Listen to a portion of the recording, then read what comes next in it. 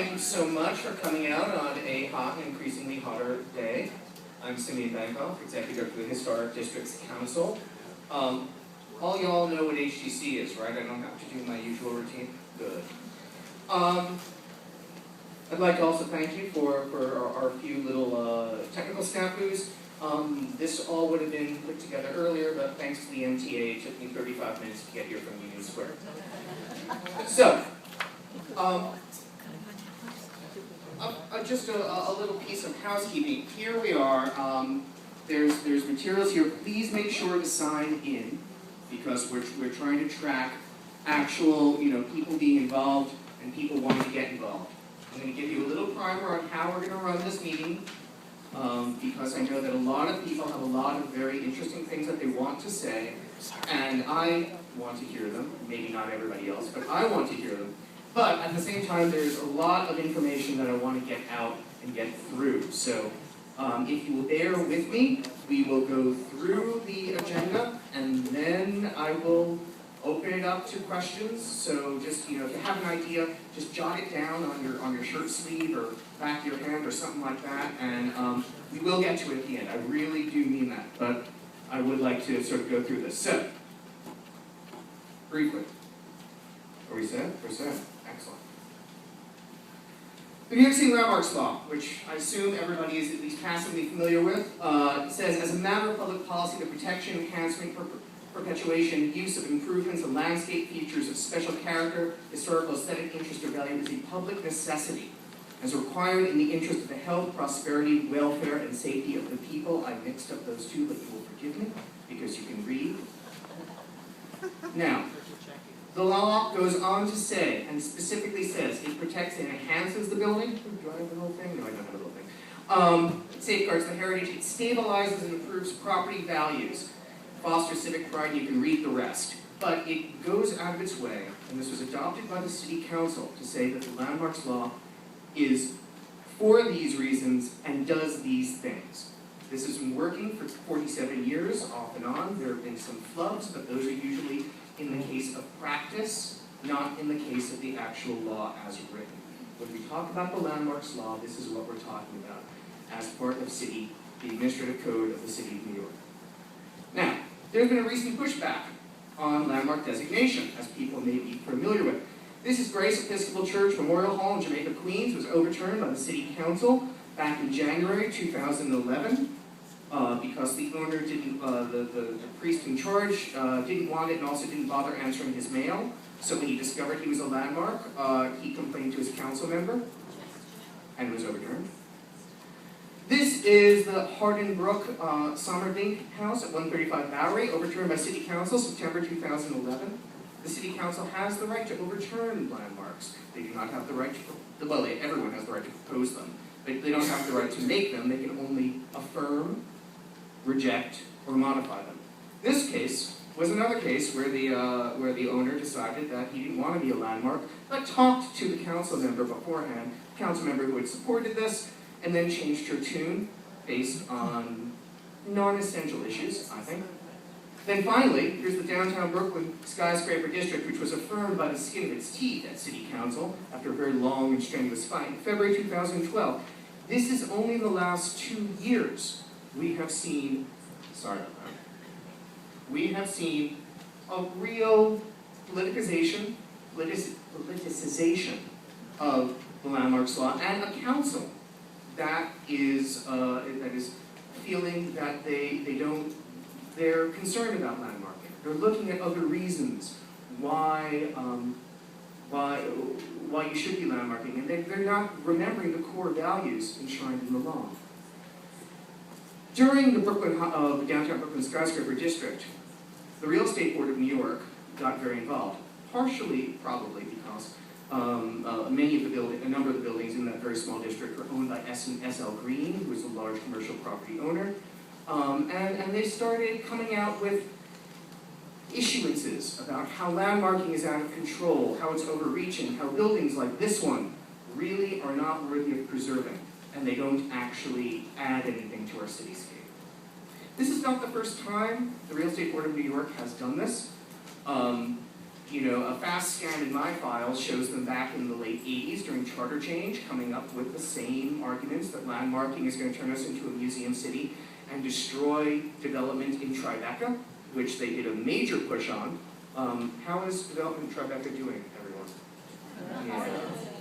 Yeah. More recently, they played the same tune with the Soho Cast Iron Historic District extension back in 2009. They said that it's going to destroy development opportunities in Soho and stifle the neighborhood's growth. And more recently, they have created a coalition, cleverly called the Coalition for Responsible Landmarking, or maybe it's Responsible Landmarking Coalition. And here's what they're saying, that they've got a 4-plank platform. That the Landmarks Commission should provide an open and transparent system. This means that they want the LPC to draft designation reports with full and explicit descriptions before they even calendar. They also want to draft design guidelines and adopt them before you even designate it. So you have to draft a whole designation report before you even protect anything, and then you have to draft your design guidelines before you can even regulate them. Finally, if it's not designated swiftly, or if City Council overturns it, that's it. You got your bite of the apple. You got a 20-year period to let it sit for a while and let everybody get over their wounded feelings. They also want to apply consistently high standards. Well, that sounds good, but you know, what that means is either on its own or in a district, a building should be of historical significance, exemplifying high-quality architecture and having features or history. You know, kind of a triple threat there.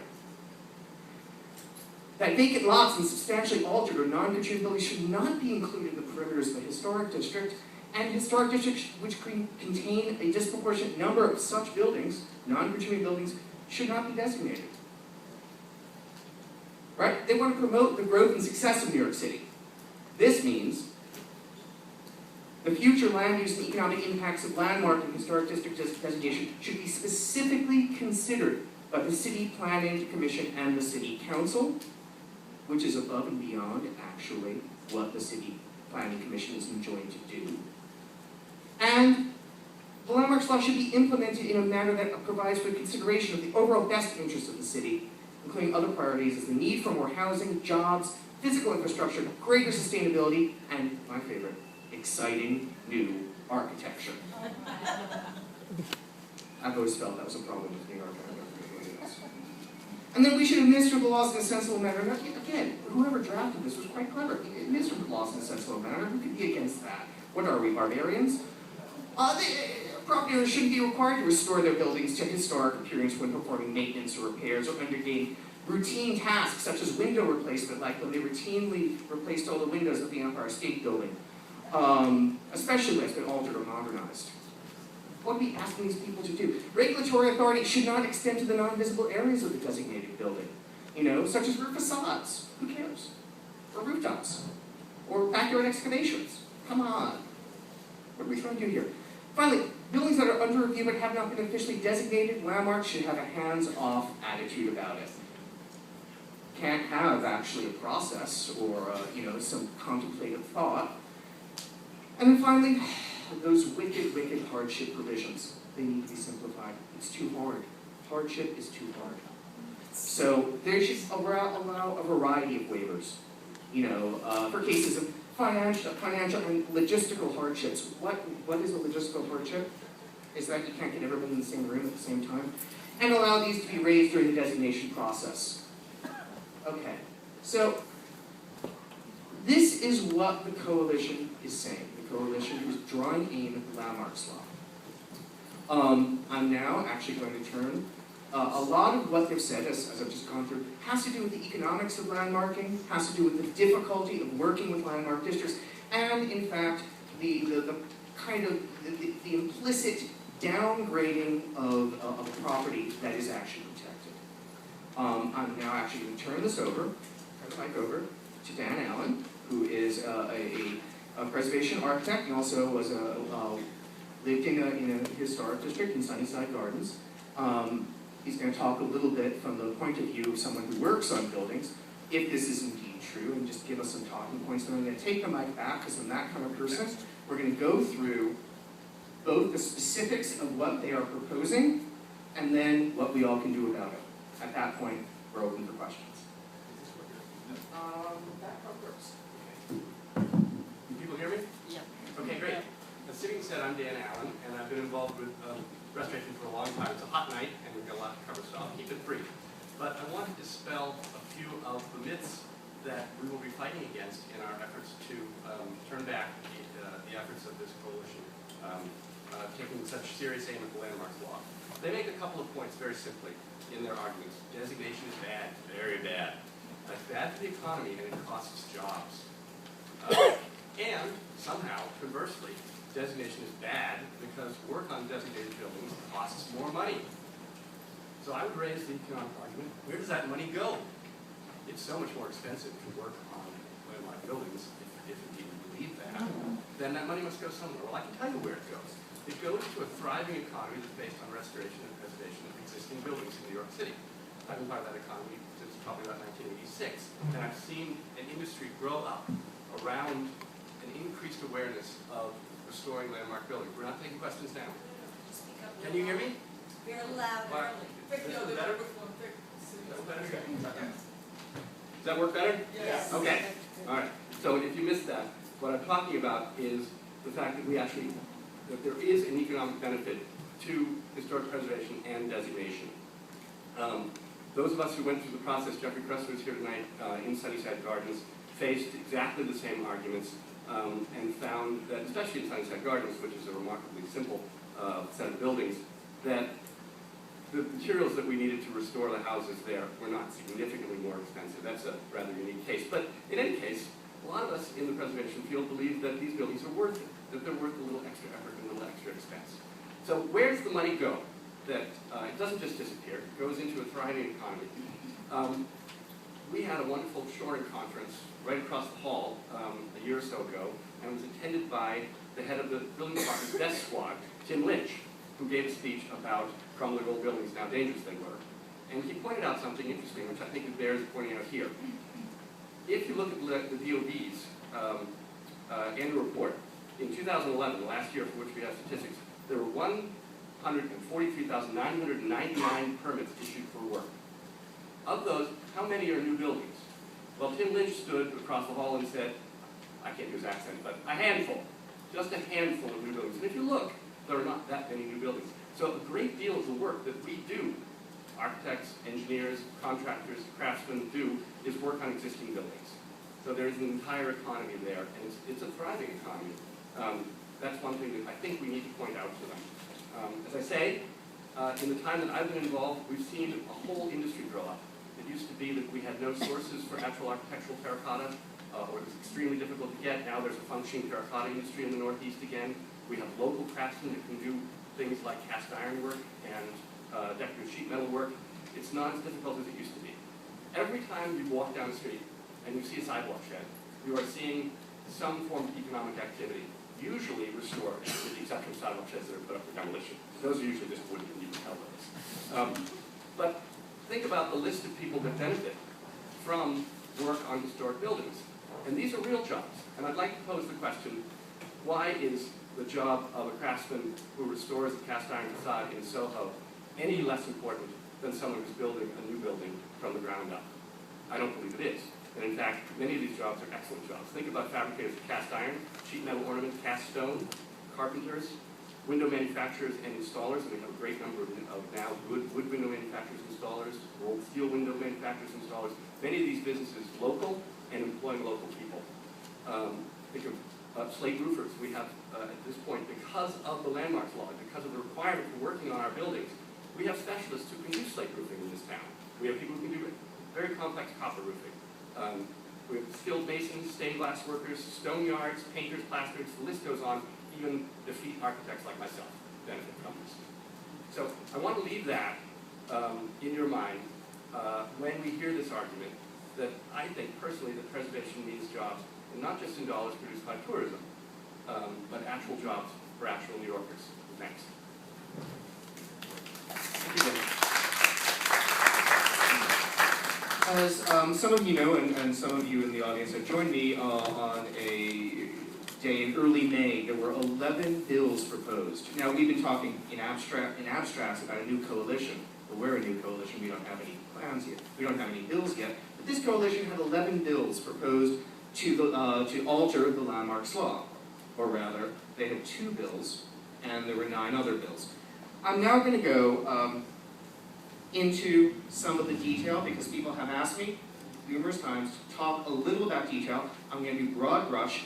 Two of the handouts go into great detail about the 2 most damaging bills. So, one chunk of the bills that were proposed in the beginning of May were for timelines, for designation, and for the Landmarks Commission making decisions. It was a command control kind of legislation. They held LPC to a schedule, which some people could think is a good idea in abstract. I happen to disagree, because it provided no additional resources to keep said schedule, and that makes it easier for landmarks to say no to you. It's the easiest thing in the world for a city agency to say no. And what the proposed timeline schedules ended up doing was giving the Landmarks Commission carte blanche to say, we can't possibly deal with your concern at this time, and thanks to this legislation, you're at the bottom of the barrel, or perhaps, maybe even in 20 years, we can come back to you. So, the real damaging legislation, which was Intro 845A, which would permit replacement materials forever. It would allow an owner, if adopted as such, would allow an owner to use an inappropriate material to repair or replace existing feature in all cases if that material is currently being used. Let me give you an example. White vinyl windows. Right? This undermines the basic benefit of landmarks oversight in helping to gradually return areas to a more historically appropriate condition. When your said white vinyl windows give out after their 5-year warranty, you can just keep putting them in if this bill comes into effect. Instead, currently, you need to put in slightly better, non-white vinyl windows. This is especially true now, as Dan was mentioning, with the advent of new building technologies and local business artisans. And it would, as I said, white vinyl windows and vinyl siding. This is the white vinyl window bill. It's that simple. Can't make it any easier. It's a bad, bad, bad idea. It's also micromanaging the city agency. And that can have a long-term negative effects on both property values and building maintenance. You keep putting in crummy materials to your building, you're not actually investing. A building is the biggest investment that most of us are ever going to have. And part of the economic benefits of landmarking an area is that the general investment in the area rises over the long term using better quality materials, which then adds to both better quality homes and better investment, as well as, I'll be frank, a better aesthetic. So, this, yeah, forget it. Now, actually even more damaging problem is the Economic Argument Bill, Introduction 846, which, hey, it says that the Landmarks Commission needs to release a draft designation report before calendaring. Does that sound familiar from earlier? It says it has to adopt design guidelines for each district before designation. Can you imagine the agency spending the time to do a designation report on something like the upcoming East Village Historic District, or one of the West End districts, all 450 buildings, before they even calendar it? And that would only also lead to a situation where, I mean, the researchers at the Landmarks Commission are experts, but they're only human. If forced under this condition, they will probably end up not having full information, which could lead to scurrilous, pernicious lawsuits. People saying that, you're doing it for the wrong reason. And also, whoever adopted design guidelines before it actually got the strength of law, that's a little weird. City planning must perform an economic analysis based on highest and best use of the property, specifically scaled at development, essentially turning the City Planning Commission into an arm of the Economic Development Corporation, even more so than they are now. And the City Council is instructed to pay attention to such analyses. That's the law. That is the proposed bill 846. All right, so what's our next steps? So these bills and the timeline bills are sitting at City Council.